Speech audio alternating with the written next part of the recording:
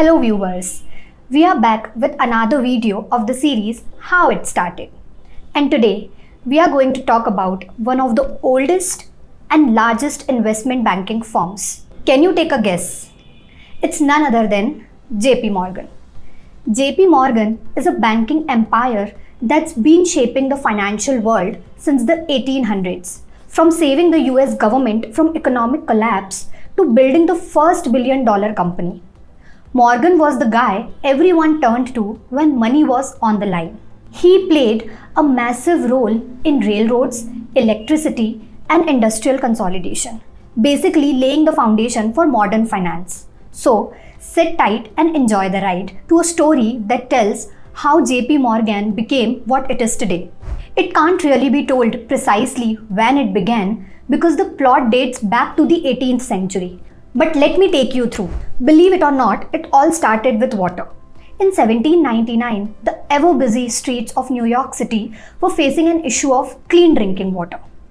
To tackle this, the New York State Legislature chartered the Manhattan Company, an institution tasked with supplying the city with pure and wholesome water. Among its key founders were two figures, Alexander Hamilton and Aaron Burr. But there was a twist. A carefully worded clause in the charter allowed the company to use its surplus funds for banking activities. Burr saw an opportunity and wasted no time. Within 5 months, the Bank of the Manhattan Company was launched, making it to the second largest commercial bank in New York City after Hamilton's Bank of New York. Now Hamilton, who was a strong believer in a controlled banking system, was furious. Until this time, his bank held a monopoly in the city, but Burr had just broken that stronghold. Feeling betrayed, Hamilton cut all ties with Water Company, leaving Burr in charge. In their personal and political rivalry, tensions reached a breaking point when Burr, then Vice President of United States, challenged Hamilton to a duel. According to tradition, the challenged party had the right to choose the weapons. Hamilton borrowed a pair of pistols from his brother-in-law, John B. Church, but was mortally wounded and died the next morning. Following this, other financial institutions took shape. In 1812, the New York Manufacturing Company was founded to produce tools and parts for the textile industry. But like the Manhattan Company before, this firm found a way to dive into banking, leading to the creation of Phoenix Bank in 1817. Around the same time, a group of New York City merchants came together to launch the New York Chemical Manufacturing Company to produce chemicals, medicines, paints, and dyes. Initially, they were not allowed to engage in banking, but in a clever legal move, they secured an amendment to their charter and established the Chemical Bank, which would later grow into a major financial institution. Wait, but why are we talking about these? That's because these early institutions, each born from different industries and financial needs, set the stage for what would eventually become JPMorgan Chase Company. From providing drinking water to revolutionizing check payments, the company's roots were deeply embedded in America's economic transformation. This was just the beginning. Over the next 2 centuries, these financial establishments would merge, evolve, and expand, shaping the global financial giant we know today. Alright, now let's continue and pick it up from the beginning of the 19th century. By this time, banks were no longer just places to store money. They were driving economy of the USA. Back in those days, handling checks was a hassle.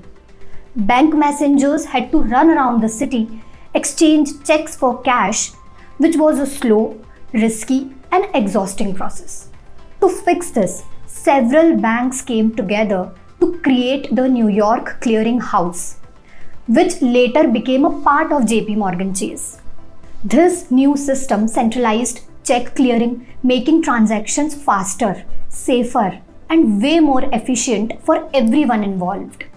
While these early institutions were paving the way, late 19th century saw the arrival of a man who would transform American banking. He was John Pierpont Morgan. From a young age, Morgan was prepared for a career in finance. He studied in Boston and Germany before entering the field of banking. In 1871, Morgan partnered with Anthony J. Drexel, a well-respected Philadelphia banker, to form Drexel Morgan and Company. This firm was not just another bank. It became the bridge between European investors and America's rapidly industrializing economy. In 1893, Anthony Drexel passed away, and with his departure, the firm underwent a transformation. 2 years later, in 1895, Morgan rebranded the company as JPMorgan and Company, fully cementing his brand into the world of finance.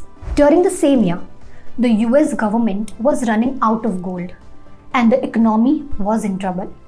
Morgan stepped in and loaned the government $62 million in gold, helping to restore confidence in the financial system. Morgan didn't just lend money, he helped organize and stabilize industries. In the 1800s, he focused on railroads. He reorganized several major railway companies, making them more profitable and efficient. Can you believe that by 1902, he controlled about 5,000 miles of railroad tracks, which made him one of the most powerful railroad owners in the world. Other than that, Morgan's one of the biggest achievement was in industrial finance. In 1891, he helped create General Electric by merging Edison's Electric Company with Thomson Houston Electric Company. Then, in 1901, he organized the biggest corporate merger at that time, which was combining Carnegie Steel with other steel companies to form US Steel, the first billion-dollar corporation. But his influence did not stop there. In 1907, a financial panic nearly collapsed the banking systems as the stock market crashed sharply. There was no Federal Reserve at the time, so Morgan personally organized a group of bankers to provide emergency funding. His quick action prevented a complete economic collapse and saved several major banks and businesses. This led to the formation of the Federal Reserve System by the government to prevent future crises.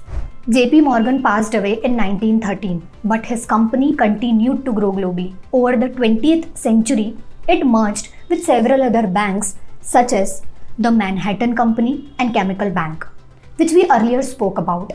Finally, in 2000, JP Morgan and Company merged with Chase Manhattan Bank to form JP Morgan Chase and Company, one of the largest financial institutions in the world over the next 2 decades. Then came 2008, a year that shook the financial world.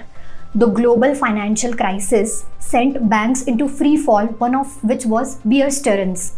The government urged JP Morgan Chase to save the investment firm from bankruptcy. Throughout the crisis, the bank worked closely with the US government, injecting billions of dollars into the economy and distributing relief funds and helping to steady the financial system. But staying at the top hasn't been easy.